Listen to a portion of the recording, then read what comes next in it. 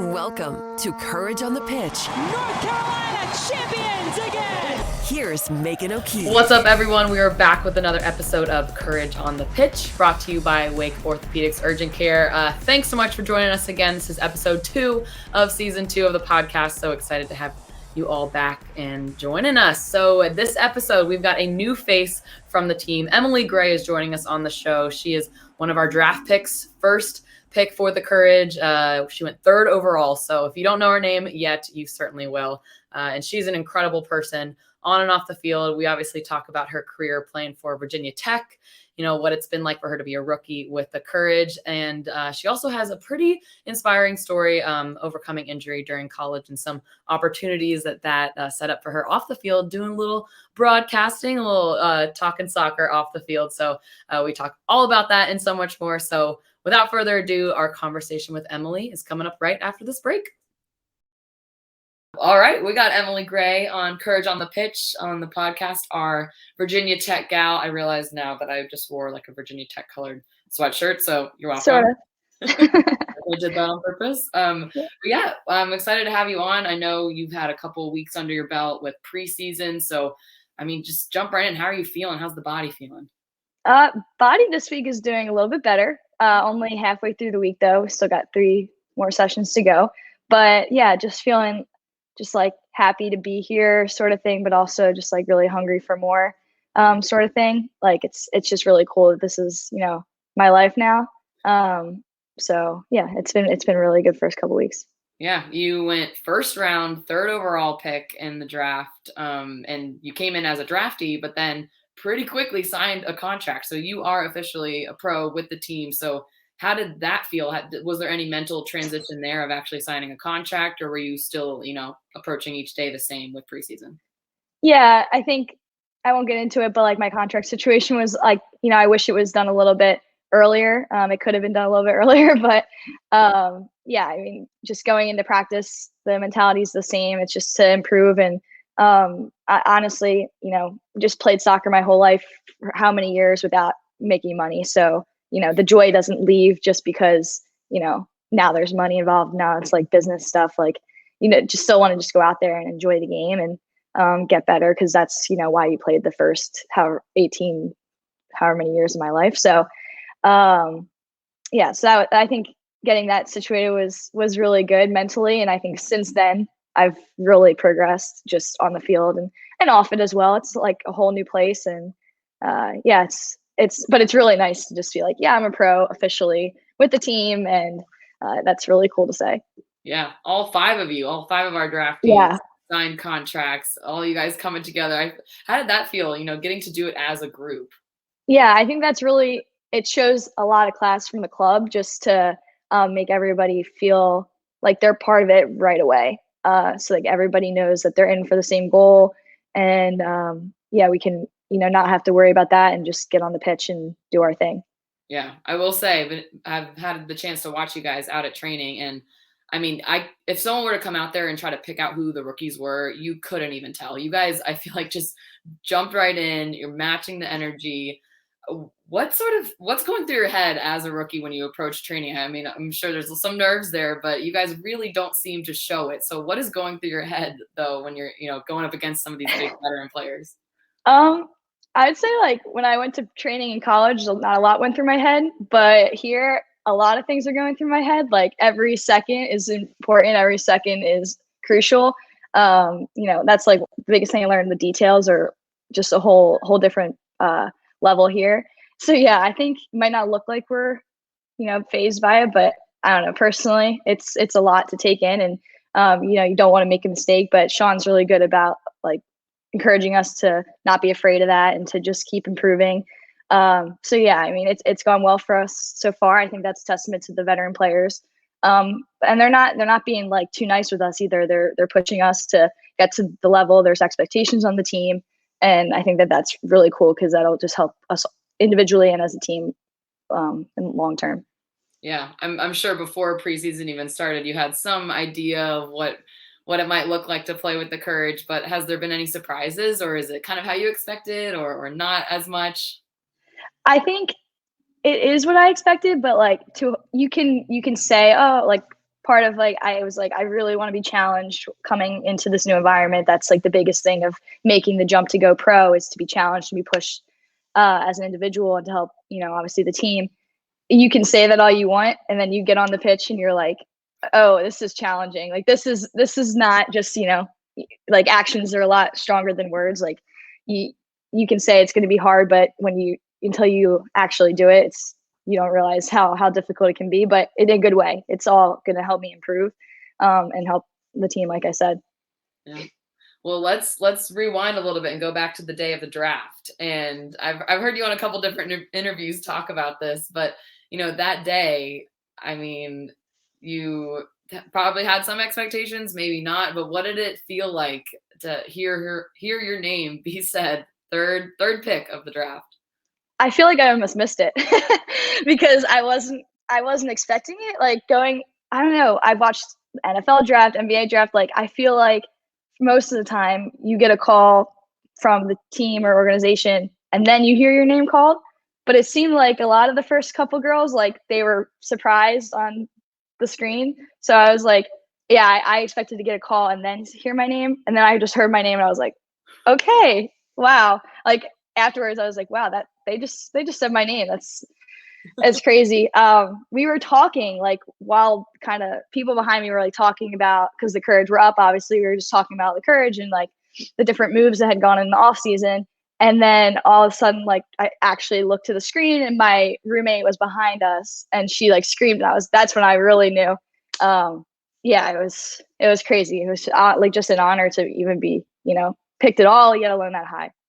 Yeah, that's cool to hear a little bit of the behind the scenes, because I mean, a lot of people who are watching don't know how it works either. And so for you to just, be watching all the other players and wow, they look surprised. I wonder if they're just faking it. But Yeah. genuinely, there is that huge element of surprise when you hear your name without having any prep. And so then did Sean Nahas give you a call after you're picked? And what did that? Yeah, I think it was about maybe like 5-10 minutes after I was picked, I got a call from him.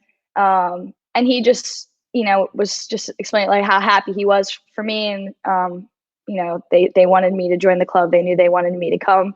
And, yeah, and he just said to soak it all in. I think that was really cool of him to just be like, even a week after, he was like, continue to soak it all in and think back of like how far you've come. Cause, a coach can immediately be like, okay, it's time to think about when you get here February 1st. But he was really, encouraging me to think about my journey and to enjoy like the holidays with my family. So I think that's really cool. And just kind of even getting here now, it's very evident that that's the type of club this is, yeah, obviously soccer is really important, but it's very family oriented and they want you to be happy as an individual. So I think that was cool. Yeah, and even going back to like before the draft, we were kind of sitting there and on the screen, it had like a bunch of the names on the board of like who could, who's the best available. And at the start, I wasn't on the list. So my parents, we were just like, okay, like it's going to be a little while probably.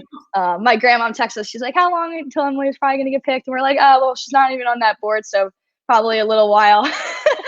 And then it just, yeah, and then it just happened. And then my family was all at home. They were all like, oh, thank gosh, we didn't have to watch for a couple hours. So that was good for friends and family, I guess. Yeah, that's awesome. So who was there with you when you were watching the draft? So in the front row with me, it was my mom, dad, and my brother Carson. And then behind me was my two roommates, Emily and S.A., who were also on my team at Virginia Tech. And my coach, Chugger, and then our like sports performance guy that like looks at our GPS monitors. He's a professor, Dr. Jay Williams at Virginia Tech. And then my two academic counselors. So this was the day after my graduation. So everybody was pretty much home except for these people. My roommates, like they stayed just for graduation and for this. And I'll hopefully be able to attend their graduations as well in May. But yeah, so that was basically the only people part of the team in Blacksburg. And then some, some of the girls were on a Zoom call that we had set up. But yeah, it was really cool. Just that small group. Oh, and our associate head coach, I can't forget about him. He was there too. And his daughter as well. So well, Yeah, I mean, you talk about how the Courage is now feeling very family oriented. Sounds like you came from an environment that was also pretty, tight knit, for you to have people from so many different aspects of your life to be there for that huge moment in your life. Sounds pretty cool. So I do want to touch a little bit on your time at Virginia Tech, and you on the field had really successful career as a midfielder, but you did have a big stint of an injury in the middle of it. I think it was 10 games into your sophomore year, tore your ACL, and right after a really dominant freshman year, you probably were coming off a high there. So what was that process like for you to have to go through such a massive recovery like an ACL? Yeah, I look at it now as kind of a blessing in disguise, because I think that I wouldn't be where I am if it wasn't for kind of sitting out and just like seeing the game from a different perspective. And yeah, freshman year was great to me. As a team as well, we made it to the Sweet 16, so that was really cool. And then I was having a really, really good start to my sophomore year as well. I was feeling like, okay, this is my breakout year. Yeah, you could argue like freshman year I played well, but I really wanted to break out and like help the team get even further, and was starting to score goals, which was the thing that I struggled with. And then we're at UVA, our rival game, and 4 minutes in, go down, and I knew right away. And at the time, I was also trying to push for a spot on the U20 World Cup that didn't end up happening. So it was a lot of emotions. And right away I realized I had always thought if I tore my ACL, I'm not the type of person that would get back from it. But I was so far from the truth, because that was like the opposite of who I was. So that's like the biggest lesson, is that I found out like the type of person I was and the type of character that was within me. So yeah, and coming back, I was lucky in a way. Obviously COVID was not a good thing for anybody, but at the time that it happened, that was when I was really getting back to soccer specific cutting, with the ball on my feet, and kind of was in the same place as everybody else, training on their own. So that was helpful, I guess, to be at the same place, and it really gave me mentality to push through, and got back for that fall season my junior year, and at the same exact place was my first game. How in the heck it ended up at UVA again, I don't, that's what COVID did. I think our first 2 games were, or two of our first 4 games were against UVA. So that was, I like haven't really told anyone, but I was scared to death. Like that game. Like, yeah, just like being in that exact place was really hard. Yeah. But like just getting through that was really cool, and we had as a team had a really rough season that year, and then just to finish it off this year was really cool for me. So. Wow, that is definitely full circle for it too. Oh yeah, happened at UVA against UVA. One of our players, Diana Ordonez, you were playing against her then, and then for you to return and make your returning debut post injury at the same place. That's we talked about it. Diana and I, we talked about it. Like when we first saw each other a couple weeks ago, she was like, she was coming back from an injury. That game she didn't start. I didn't know this at the time because I didn't know her well. But she didn't start in the game. She was going to come off the bench because she was coming back from an injury. And she said, I did not want to go into that game once I went down. I heard that from a lot of people. It was just, I kind of ruined the mood. Because, that's a big rivalry game. The year before we had beaten them at home, and it was really cool. So I feel like I kind of ruined the vibe. But what are you going to do? I feel like an injury like that sort of bonds everyone across teams, across leagues, like regardless of what color jersey you have on. An ACL tear, everyone knows what that means. And so for that to happen to you and everyone kind of have a sense of, like they know what road is ahead for you. But I love the way you talk about how much you learned about yourself and the mental side of it. Because on the podcast last season, we talked a lot about injuries, and that's just such a big piece of it is, the mental side of recovery. Yes, you can do rehab and you can do extra lifting and whatever, the physical side, but you definitely learn a lot about who you are as just a human being and what you are able to overcome. And so I feel like that translates really well to your career now as a pro. I'm sure. I know it's been short so far, but that mental aspect I feel like could be a big, big difference, that sets you apart from a college player to a pro player. So definitely. But you mentioned that, during your time of your injury, you didn't get your chance with the national team, but you did still have several other appearances with their camps. And I was looking back at some of the tournaments you played at with the youth national team, and you were all over the world. So I would love to hear about some of your favorite places that you traveled with the national team. Yeah, I'm really lucky to have been, called in to go to some really cool places. My favorite was we went to Switzerland and played 2 friendlies there. That I would live there. I mean, actually, I don't want to speak too soon because it's very cold. But in terms of I was there for maybe a week and a half, 2 weeks, and it was definitely my favorite place I've ever been, including in the U.S. Yeah, it was just a really good trip, and I also think that the group of people we had and just the environment of the camp, it was very fun, and we got to do a lot of cool things. So it was really awesome. But yeah, I've also gotten to go to China, which is not a place that a lot of people get to say, they get to go. And that was my first international trip. I had been out of national team camps for 2 years. I just hadn't been called in for a couple of years, probably due to form and stuff like that. But, and then all of a sudden I go to a domestic camp in, I forget where it was, maybe Virginia. And then bam, going to China. And I was like, wow, this is fast. Yeah. That was the start of my senior year of high school, of missing like half of the school year. Wow. Yeah. But that was a really interesting place. I lost a lot of weight during that trip because just like the food was not, I'm very picky, but also like, it was really different culture of food. And I honestly, like, I share that because it was kind of a rude awakening for me that I need to, expand my palate a little bit food wise and, learn to take care of myself, even when I'm not in an environment that's, comfortable. So that, I guess that's something that, is helping me today, just like taking care of myself like that. So yeah, that was a cool place to go. And I also have been to Spain twice at the La Manga, youth tournament. So yeah, they were really, really awesome. And I think US Soccer does a good job when we're there, just to let us explore and stuff like that. But yeah, it's been a while since I've gotten to do that. So hopefully that's something in my future. Yeah, wow. I mean, you just said Virginia to China. That's all I could think about was the transition. I'm from Virginia, or you obviously lived in Virginia. I'm from Virginia. So I'm like, oh, that would be quite the culture shock. Yeah. Fairfax, Virginia to Dion, China. Wait, you were in Fairfax for your training? Oh, yeah, we trained at George Mason, that camp. Okay. Nice. Yep. Yeah. Right down the street from my childhood home. Oh, wow. Small world. Yeah. All right. Well, cool. Well, that's some of your, on the field soccer stuff, but I do want to chat with you about some of your off the field stuff.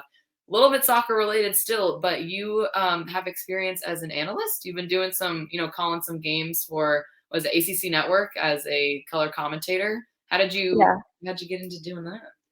So that actually is another thing that came about from my ACL. Kind of like I had reached out my freshman year. I was a sports media major, was keyword.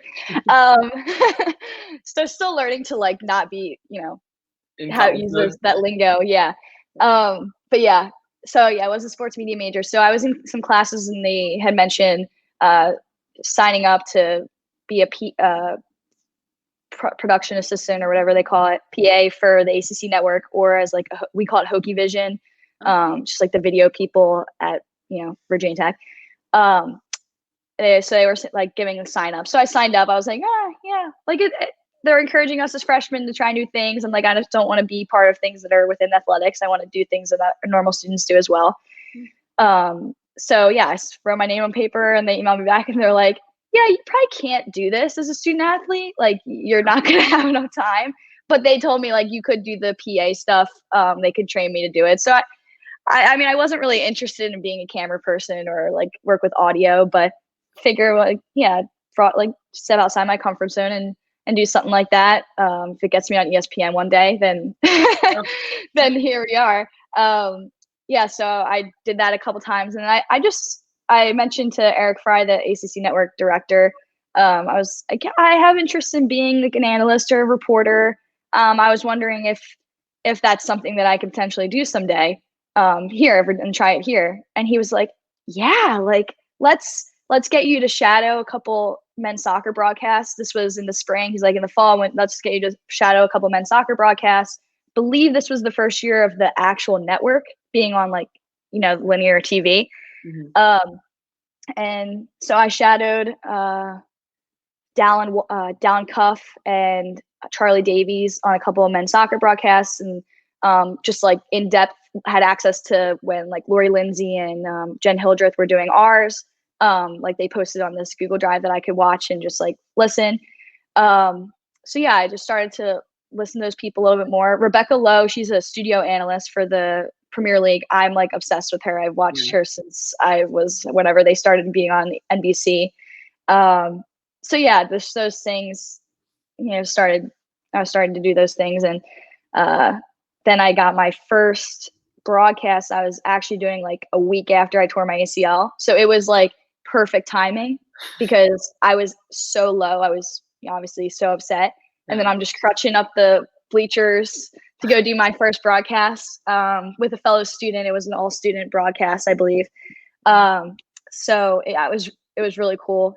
He's now going places. Evan Hughes. He was the best broadcaster or play-by-play in the country in college last year. Oh but yeah, anyways, side note, just had to give him a shout out. Yeah.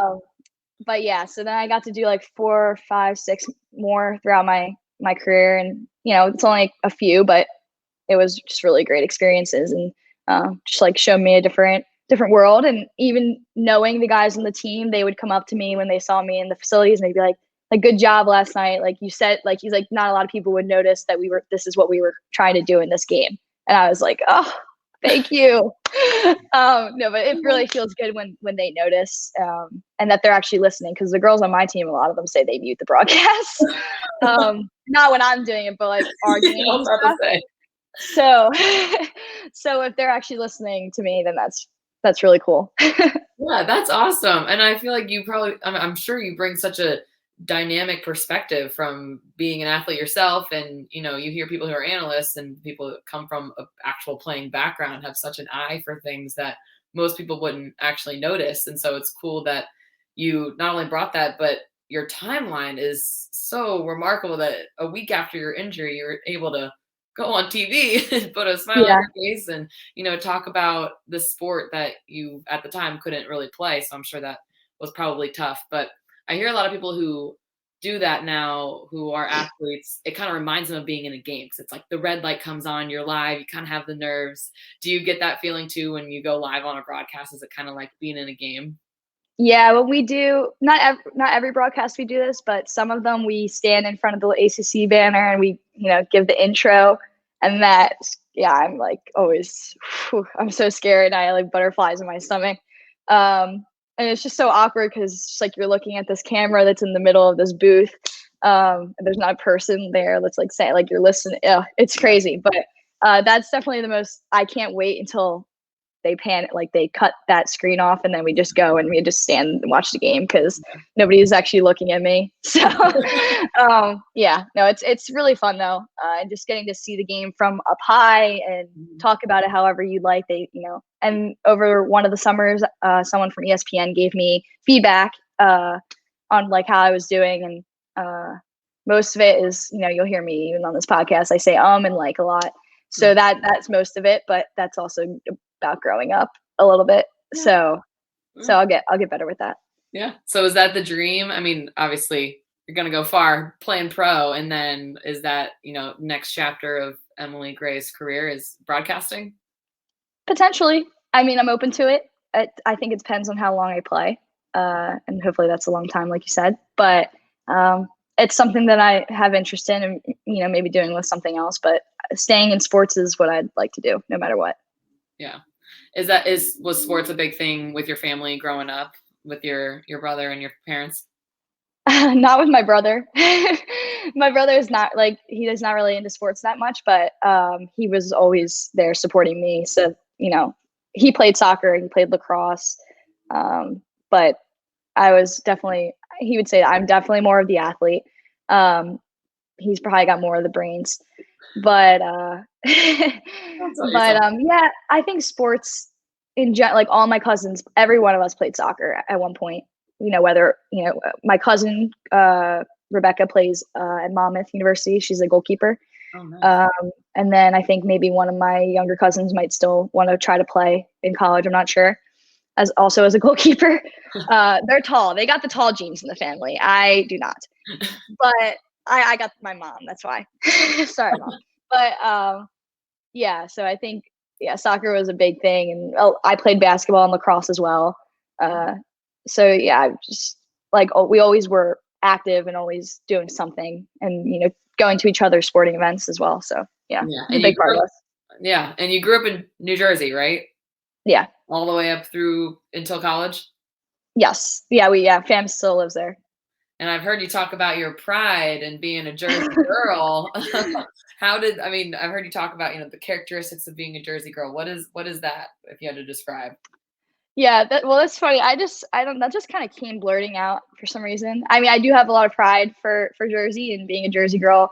I think like, I don't know how to put a word to it, but I think it's just like, hardworking and, get down to business type people. And honestly, like before we got on, I was thinking about it a little bit of like the best way to describe it. And even Britt being here and Frankie, and Casey obviously too, but like specifically Britt, we're South Jersey, and the driving is the best way to describe Jersey people. A little bit impatient and like to get things done quickly, but yeah, so North Carolina drivers are a little crazy too, I'm not gonna lie, a little crazy, but yeah, that's like just a little tidbit.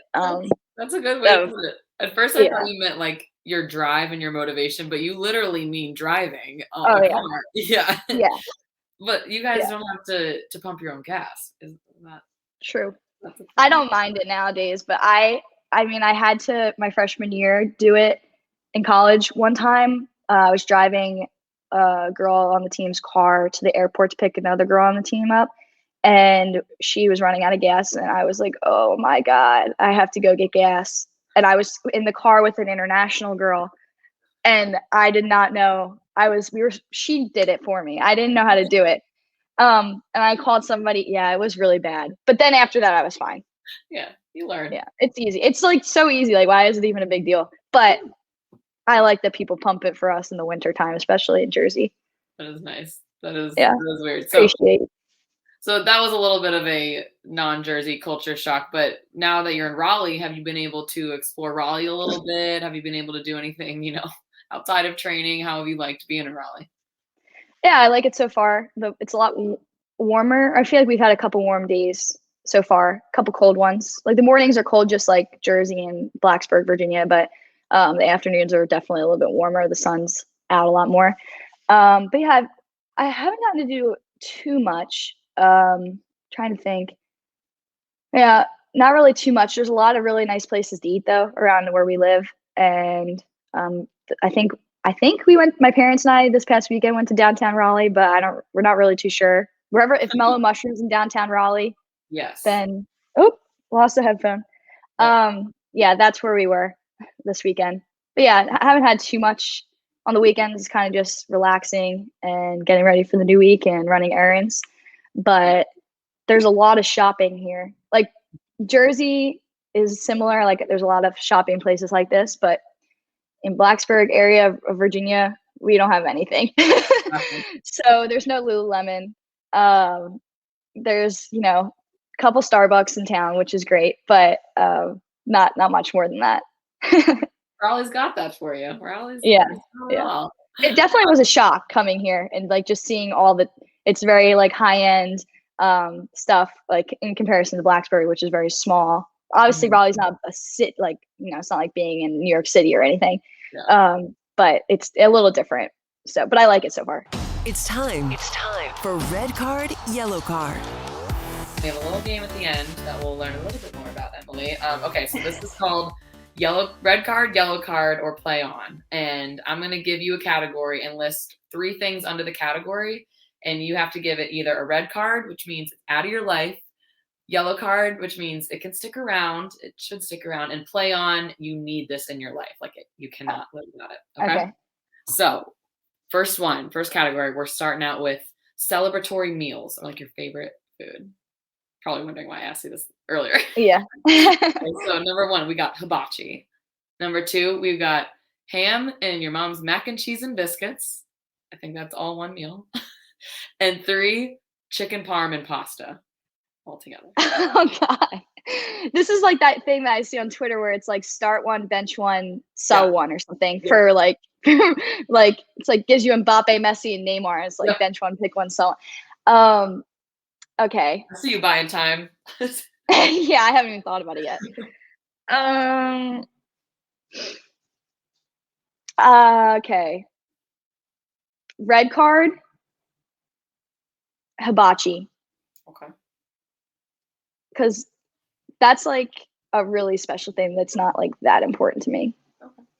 Like, that didn't make sense, honestly. But it's so special that I don't need it anymore. Okay. Okay. Yellow card. Oh, Mom. Okay, yellow card, ham, mac and cheese, and biscuits. Okay. Because it's very special. Like, it's very rare that ham's a rare meal. Like, you don't have ham like once a week. But I have chicken parm once a week. So green or whatever. Play on. Yeah. Yeah. Yeah, I wanted to ask you about this because you said that you would just like go crazy with your chicken parm and pasta in college, that people would give you a hard time about it. Yeah. Well, every pregame meal, if we were going to Italian place, they'd just put chicken parm. No, I actually had to fill it myself, but they would, and everyone would be surprised if I would get something else. And my roommates, or I feel like every time my grandparents called me when I was at school, I was making chicken parm. Like I actually didn't have chicken parm every day, but that's just like they would just magically call me on the day that I'm eating chicken parm. But yeah, it's just something I'm good at making, and I like it, and it's a good carb fueler for, especially like I had chicken parm last night because we're having a scrimmage today. There you go. So that's my pregame, day before game day meal. Ready to go. Yeah. Okay, that's your secret. We'll have to find you a good place in Raleigh with it. All right, 2 more. Next category, show that you're gonna binge, or your like desert island show, the only show you can watch. Okay, we got Yellowstone, Friday Night Lights, or Sweet Magnolias. Okay. Play on Yellowstone. Nice. I think yellow, Friday Night Lights, and red, Sweet Magnolias. Okay. Those are just the Sweet Magnolias. I just finished season 2 yesterday. That was just my current binge, but I wouldn't say that it's like on the list. Yeah. Like it can go. I just watched it with my mom the first season, so it's just a little, It's a feel good one. Yeah. We're keeping Yellowstone, which is like the most opposite extreme of feel good. Yeah. I miss it. I binged that in like 2 weeks, maybe. You're done with it. Yeah. Yeah. It's like one of those shows that you're like, dang, it's over. And you just really want to be watching it still. No more violence. Yeah. I don't know if anyone here is listening has seen it, but go watch it and don't watch it tonight. It's good. Okay, last category, your off day activity. We got going on a hike, going out and juggling and jamming to some country music, or playing FIFA.